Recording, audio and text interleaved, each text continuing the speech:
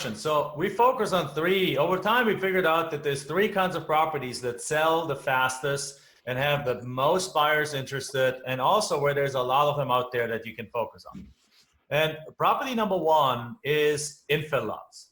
So infill lots, like in that place, there was a smaller community, but still it was a growing community. So there was a lot where you could have put a house on there, but the neighbor wanted to use it as a driveway. But then other properties, like basically, if you take a bigger city, a growing city, you have a street, there's like there's 35 houses and there's 2 or 3 empty lots. Well, these empty lots are highly sought after by builders.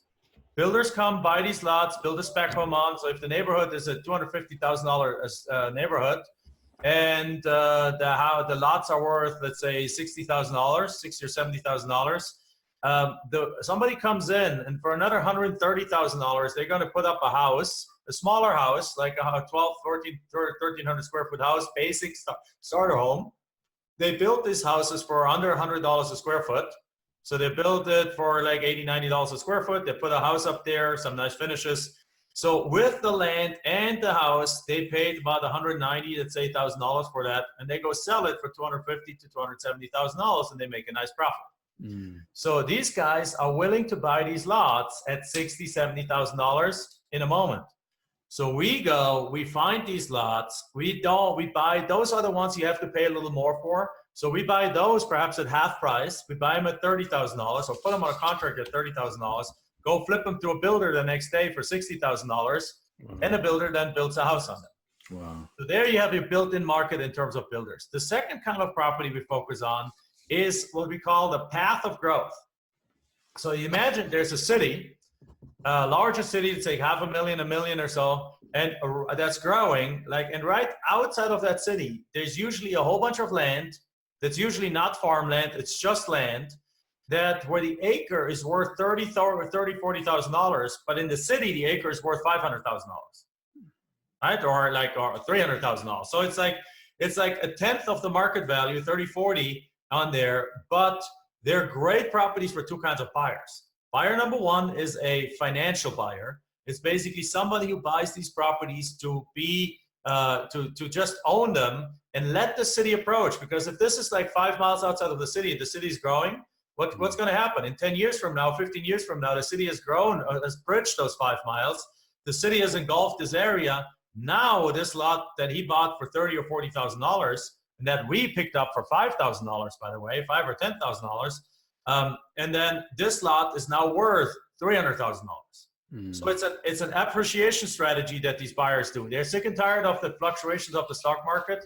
They're taking the properties from there. They're taking their money off there, and they're parking it in path of growth land. It's almost like land banking. The second kind of buyer is somebody who is soon there's on a retirement path. They're about 5 to 10 years away from retirement, and they realize that they don't have enough money off to the sideline. So they can't afford to live in the city because the city is too expensive, but they can afford perhaps buying a piece of land, paying it off in monthly payments, because we sell a lot of our land with seller carryback, seller financing. So you buy a property for $5,000 that's worth $30,000, you sell it for $30,000 with a $5,000 down payment, and monthly payments of $500 for the next 10 years. So these people are able to pay off these lots with affordable payments. And then once they're paid off, they put a small house or a mobile home on there. Now they're living off Social Security. They're making $2,000 a month from Social Security, and they actually have a decent lifestyle because their lot is paid off and their house is paid off. Wow. Right? So you're providing a value service and you're providing cash flow from land, which is something we might talk about a little more. The third kind of property is like large acreage in the rural areas. So I'm talking an hour, 2 hours, 3 hours away from the big cities, where there's something of fun, like fun that you can do. Like here in Arizona, 2 hours north is Flagstaff. Flagstaff is in summer 78 degrees, when in Phoenix it's 110 degrees. So people that can afford it, they buy stuff in Flagstaff, they go buy something, they take a camper, RV out there, build a cabin or something, but they want to be away from the city when it's so brutally hot down here. And in winter, there's skiing areas up there. There's a skiing area, 2 skiing areas in northern Arizona that you can go skiing. And they're not the world's greatest, but they're nice skiing areas. The same thing if you're in Denver, Colorado. You can go buy stuff in the Rockies to spend your summers and go winter skiing and stuff like that.